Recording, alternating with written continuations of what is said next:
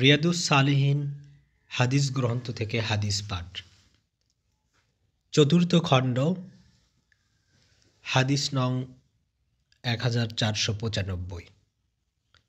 আবু দারদা রাদিয়াল্লাহু থেকে বর্ণিত, রাসূল সাল্লাল্লাহু আলাইহি সাল্লাম বলতেন, ভাইয়ের অসাক্ষাতে কোনো মুসলমান ব্যক্তির দোয়া তার জন্য কবুল হয়। তার মাথার কাছে একজন দায়িত্বশীল ফেরেশতা নিযুক্ত থাকেন।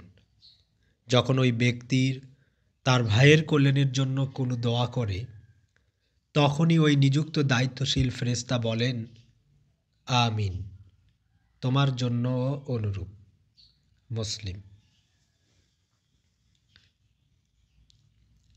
হাদিস নং 1496।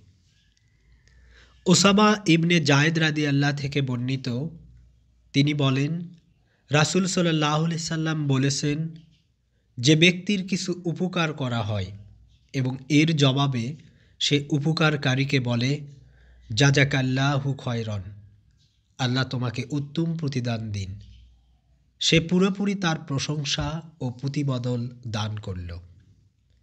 ইমাম তিরমিজি হাদিসটি বর্ণনা করেছেন এবং একে হাসান ও সহিহ হাদিস আখ্যা দিয়েছেন। হাদিস নং 1498। আবু হুরায়রা রাদিয়াল্লাহু থেকে বর্ণিত, রাসূল সাল্লাল্লাহু আলাইহি সাল্লাম বলেন, বান্দা যখন সেজদায় থাকে তখন তার রবের সবচাইতে নিকটবর্তী হয়। কাজেই তোমরা সেজদায় গিয়ে বেশি বেশি দোয়া করো। মুসলিম। হাদিস নং 1500।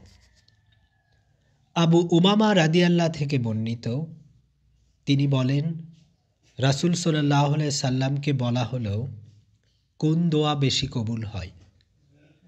তিনি বলেন, শেষ রাতের মধ্যকালের ও ফরজ নামাজের পরের দোয়া। ইমাম তিরমিজি হাদিসটি বর্ণনা করেছেন এবং একে হাসান ও সহিহ হাদিস আখ্যা দিয়েছেন।